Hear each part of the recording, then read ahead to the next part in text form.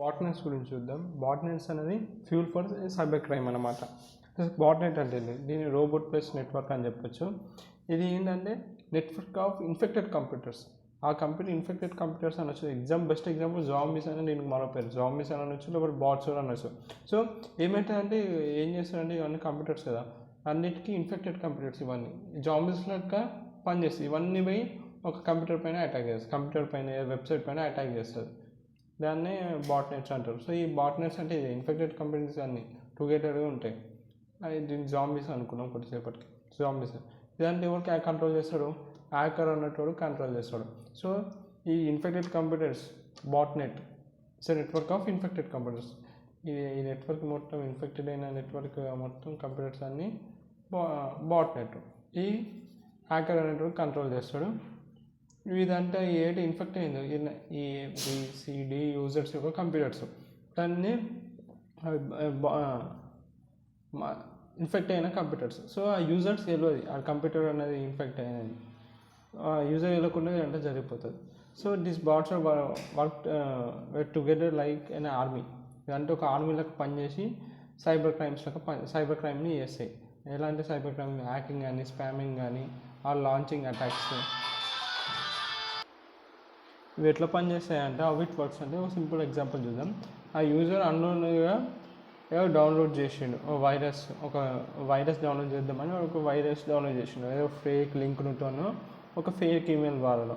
దానివల్ల ఏమవుతుంది? ఆ వైరస్ అనేది దిస్ వైరస్ ఇస్ ఎవరు యాక్చువల్గా వైరస్ హ్యాకరు ఆ వైరస్ కనిపెట్టి ఉంచిండు. ఆ ఫేక్ వెబ్సైట్, ఫేక్ ఈమెయిల్స్ వల్ల ఈ యూజర్ అనేటువంటి ఆ వైరస్ని డౌన్లోడ్ చేసినాకనే ఆ హ్యాకర్ అన్నాడు ఆటోమేటిక్గా ఏవైతే డౌన్లోడ్ చేసి ఉంటారు కదా ఆ యూజర్ కంప్యూటర్ యొక్క కంట్రోల్ మొత్తం హ్యాకర్ చేతిలోకి వెళ్ళిపోతారు. యూజర్ అనేటువంటి వైరస్ డౌన్లోడ్ చేసినాకనే ఆ ఫేక్ వెబ్సైట్ నుంచి. కాబట్టి ఏం చేస్తాడు? ఈ కంప్యూటర్ కంట్రోల్ అంటే హ్యాకర్ చేతిలోకి వచ్చింది కాబట్టి ఆడు ఏం చేస్తాడు?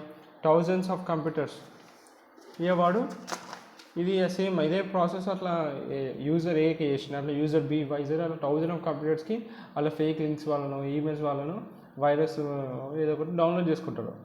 ఏదో ఒకటి పంపిస్తాడు. అలా క్లిక్ చేసినాకనే ఆ కంప్యూటర్ కంట్రోల్ అంటే ఎవరి చేతిలోకి వస్తుంది? హ్యాకర్ చేతిలోకి వస్తుంది. హ్యాకర్ చేతిలోకి వచ్చేసినాకనే వాడి అవన్నీ ఆ బాట్ చేతిలోకి పనిచేస్తాయి అనమాట. ఆ ఈ చేతిలో ఉన్న కంప్యూటర్స్ అన్నీ ఉన్నాయి చూసినా, అవన్నీ టుగెదర్ కలిపి ఏదైనా అటాక్ ప్లాన్ చేస్తాడు. ఇప్పుడు 10 కంప్యూటర్లు 12 కంప్యూటర్లు వీడు హ్యాకర్ అనేటోడు ఆ కంప్యూటర్లు కంట్రోల్ అంటే తీసుకున్నాడు. వైరస్ వల్ల ఎటోనో తీసుకొని హ్యాకర్ అని ఒక కమాండ్ సెండ్ చేసిన ఒక 10,000 కంప్యూటర్లకి అవన్నీ ఏదో టార్గెట్ ఒక వెబ్సైట్ని టార్గెట్ చేసిండు హ్యాకర్.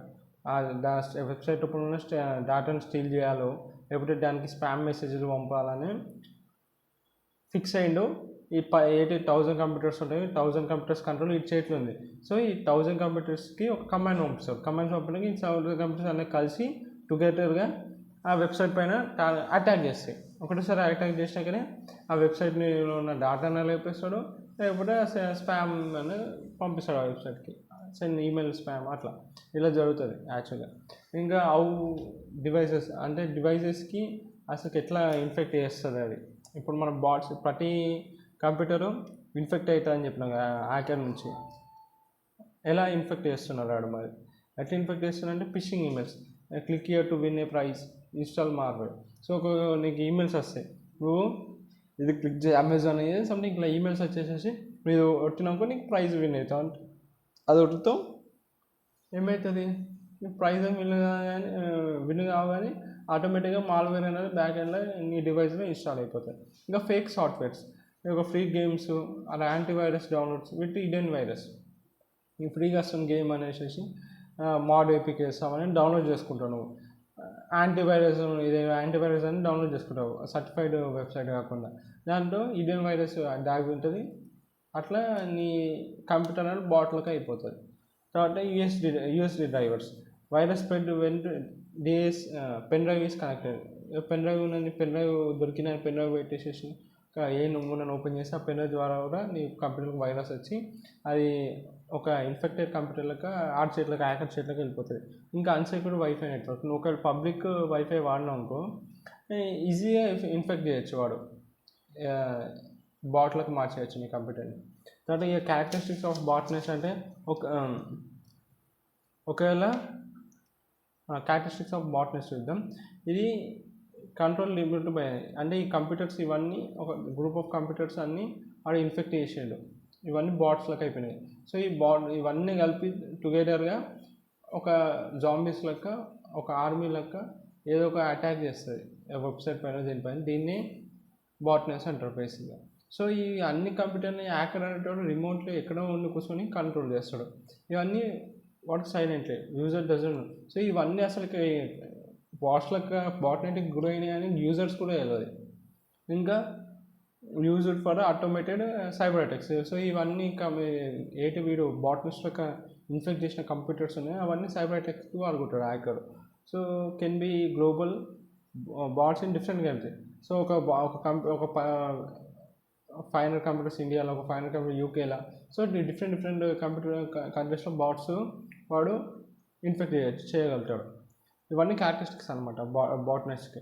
ఇంకా act like cyber army when given comments. So ఈ హ్యాకర్ అనేటోడు బాస్. ఈ 1000 కంప్యూటర్లు ఉన్నాయి, బాట్నెస్ ఆర్మీ అని చెప్పిన కదా, జాంబీ.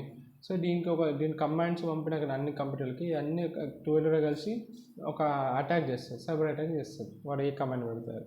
మళ్ళీ బాట్నెస్ ఎందుకంటే డేంజరస్ అంటే అవి ఒక సైబర్ వెపన్స్ లెక్క పనిచేస్తాయి హ్యాకర్స్కి. అలా ఎలా వాడతారంటే denial of DDoS, denial of service attack. ఇది botnets send massive traffic to crash website. ఇప్పుడు ఒక ప్రతి వెబ్సైట్కి సర్వర్స్ ఉంటాయి, దాని సర్వర్స్కి ఇంత కెపాసిటీ ఉంటుంది. ఆ కెపాసిటీ కన్నా ఎక్కువ మంది యూజర్స్ యాక్సెస్ చేయడానికి ట్రై చేస్తే వెబ్సైట్ క్రాష్ అయిపోతుంది, ఆ సర్వర్ క్రాష్ అవుతుంది. సిమిలర్గా ఇప్పుడు వీడు హ్యాకర్ అనేటోడు ఈ గ్రూప్ ఆఫ్ కంప్యూటర్స్ అన్నిటికీ వాడు ఇన్ఫెక్ట్ చేసిండు. ఇప్పుడు ఒక కంప్యూటర్స్ అన్నీ ఉన్నాయి వీడు జాంబీ ఆర్మీ. సో ఇవన్నిటికీ కావాల్సిన వెబ్సైట్కి పంపిస్తారు ఒకటేసారి. సో ఏమవుతుంది, ఆ వెబ్సైట్ ఓవర్లోడ్ అయిపోయి దాని సర్వీస్ క్రాష్ అయ్యి వెబ్సైట్ కూడా క్రాష్ అయిపోతుంది. ఇట్లా దీన్ని డెనియల్ ఆఫ్ సర్వీస్ అటాక్ అంటారు. ఇందుకే బాట్నెస్ అనేవి డేంజరస్. ఇంకోటి స్పామ్ ఈమెయిల్స్. అట్లా ఒక మిలియన్స్ ఆఫ్ ఈమెయిల్స్ పంపిస్తాడు ఒక ఫేక్ ప్రోడక్ట్ని ప్రమోట్ చేయడానికి, ఇంకా డేటాని థెఫ్ట్ చేస్తాడు. అలా బాట్ రికార్డ్స్ అవర్ ఈ key strokes and steal our passwords. ఇప్పుడు నీకు తెలియకుండా నీ కంప్యూటర్ బాట్ లెక్క వాడు ఇన్ఫెక్ట్ చేసేసిండు. సో నువ్వు ఎప్పుడైతే టైప్ చేసి ఉంటే అవన్నీ కింద కీ స్ట్రోక్స్ కింద అది ఆటోమేటిక్గా అది నువ్వు పాస్వర్డ్ టైప్ చేసినావు అంటే డీకోడ్ చేసేసుకుంటే వాడు అన్ని పారాగ్రాఫ్ రూపంలో రాసుకుంటే ఏమైపోయి ఈ పాస్వర్డ్ ఏంటో అంటే తెలిసిపోతుంది. అట్లా డాటా థెఫ్ట్ చేస్తాడు. ఇంకా క్రిప్టో మైనింగ్. నీ bot secretly users your device to mine crypto. నీ కంప్యూటర్ వాడి క్రిప్టో కరెన్సీని మైన్ చేస్తాడు. క్రిప్టో అండ్ బిట్ కాయిన్స్ అలాంటివి దొరికితే నీ కంప్యూటర్ చేసిన నువ్వు దొరుకుతావు గట్లా. ఇంకా మాల్వేర్ని స్ప్రెడ్ చేస్తాడు. ఎట్లా అంటే botnets infects other systems with ransomware. నీ సిస్టమ్ వాడి వేదానికి స్ప్రెడ్ చేస్తారు. ఇంకొకటి క్లిక్ ఫ్రాడ్. ఎట్లా అంటే ఏంటి మనకు ఇన్ఫెక్ట్ అయిన కంప్యూటర్స్ ఉన్నాయి, ఆ బాట్స్ వాడి యాడ్స్ క్లిక్ చేసి ఒక ఫేక్ అకౌంట్స్ని జనరేట్ చేస్తారు. ఫేక్ రెవెన్యూని జనరేట్ చేస్తారు. ఎన్నిసార్లు క్లిక్ చేస్తే అంత రెవెన్యూ వస్తుందని నీ బాట్స్ వాడి ఫేక్ రెవెన్యూ జనరేట్ చేస్తారు. ఇక మనం ఒక రియల్ లైఫ్ ఎగ్జాంపుల్స్ చెప్పాలంటే బాట్నెట్స్కి ఒకటి మైరాయ్ బాట్నెట్ అని 2016లో జరిగేది. ఇది వన్ ఆఫ్ ది లార్జెస్ట్ బాట్నెట్ అనమాట హిస్టరీలో.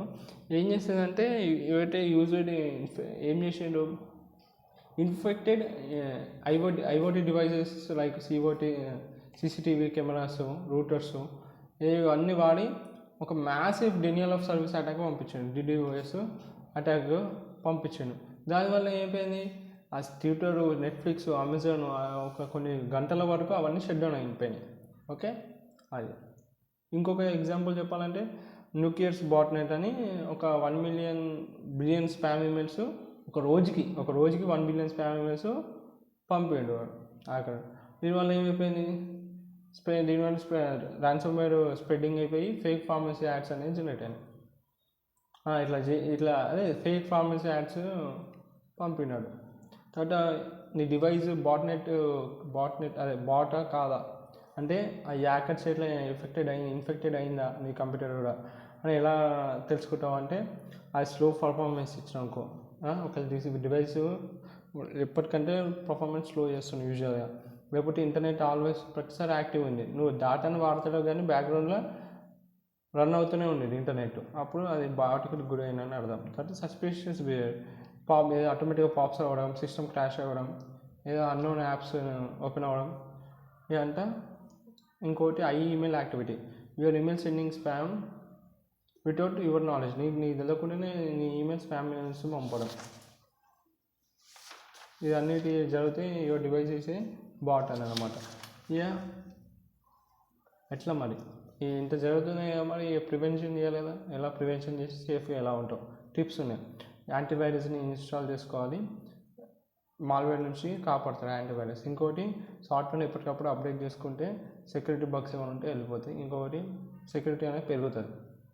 తర్వాత చెకింగ్ అన్నోన్ లింక్స్, ఏ పడితే అవి లింక్స్ కొట్టేసి ఓపెన్ చేయొద్దు. ఇంకోటి ఫైర్ వాల్స్ వాడాలి, ఫైర్ వాల్స్ వాడితే అన్ఆథరైజ్డ్ యాక్సెస్ కానీ ఇప్పుడు వాడు ట్రై చేసినా కూడా మనం వాడు యాక్సెస్, అందుకే ఫైర్ వాల్స్ మంచి స్ట్రాంగ్ ఫైర్ వాల్స్ వాడాలి మన సిస్టమ్స్లో. ఇంకోటి సెక్యూర్ వైఫై నెట్వర్క్ వాడాలి, ఏ ఓపెన్గా ఫ్రీ దొరుకుతున్నాయని ఓపెన్ వైఫై వాడినాకో దానికి VPN ఉండదు, ఈజీగా వాడు మన కంప్యూటర్ని ఇన్ఫెక్ట్ చేయొచ్చు వాడు బాట్.